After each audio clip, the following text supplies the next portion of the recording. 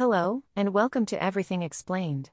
I'm Sam, and today we're peeling back the layers of a surprising global phenomenon: why sushi became so popular around the world.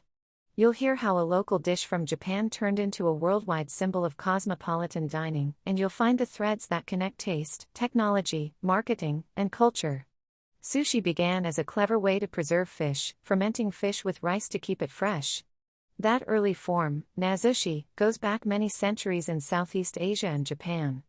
Over time, people in Edo, what we now call Tokyo, experimented with fish and vinegared rice.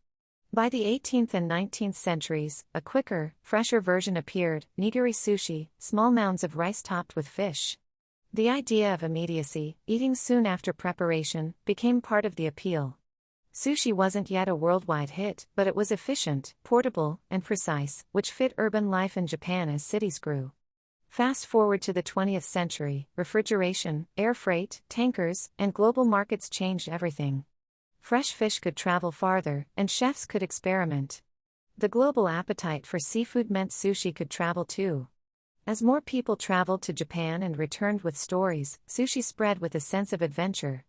In the United States and Europe, the first sushi spots opened in the 1960s and 1970s, often in cosmopolitan ports like Los Angeles and London, where food lovers loved new flavors and the idea of authentic cuisine. One of the biggest accelerants was adaptation. A chef in Los Angeles created the California roll, which used avocado and crab meat, imitation or real, and often rolled inside out so the rice appeared on the outside. It felt familiar to American palates, yet it still wore that sushi shell. From there, many markets invented local rolls: spicy tuna here, salmon crab elsewhere, veggie rolls for vegetarians.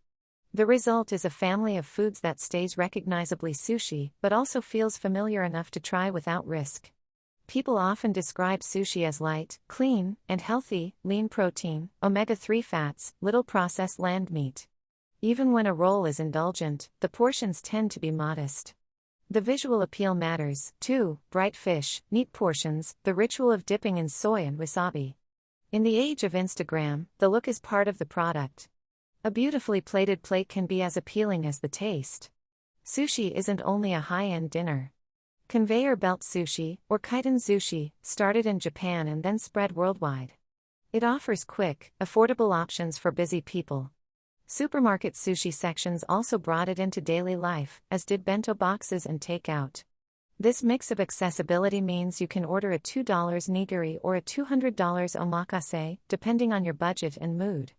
The variety means almost anyone can try and find something they like. Why does sushi travel so well? It's a clean, sophisticated idea that fits the modern global palate. It can be casual or ceremonial, simple or adventurous. It's also become a sign of cultural curiosity, the kind of dining that signals you're paying attention to craft, seasonality, and place. Media, travel, and the prestige of Japanese cuisine, Michelin stars, chef prestige, and food writing helped push it into the mainstream. Of course, global demand isn't without concerns. Tuna stocks, overfishing, and the environmental footprint of long supply chains matter.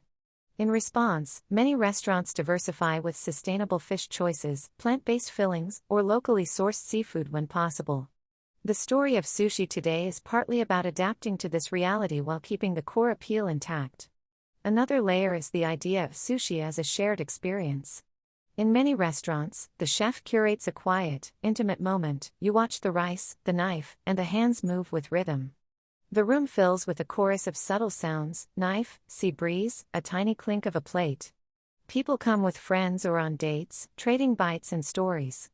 That social ritual travels well. It's easy to adapt to a single person at a counter or a larger group at a table.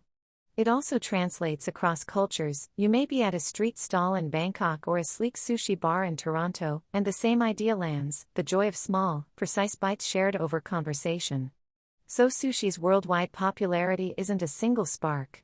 It's a confluence of history, technology, clever adaptation, health and aesthetic appeal, accessibility, and a shared sense of global curiosity. It's the result of people in cities around the world saying, "I want something fresh, precise, and a little bit adventurous, something that travels well and tells a story with every bite."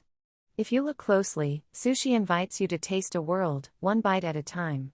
That's the story of sushi's rise: simple ingredients, big ideas, and a very human love of sharing food.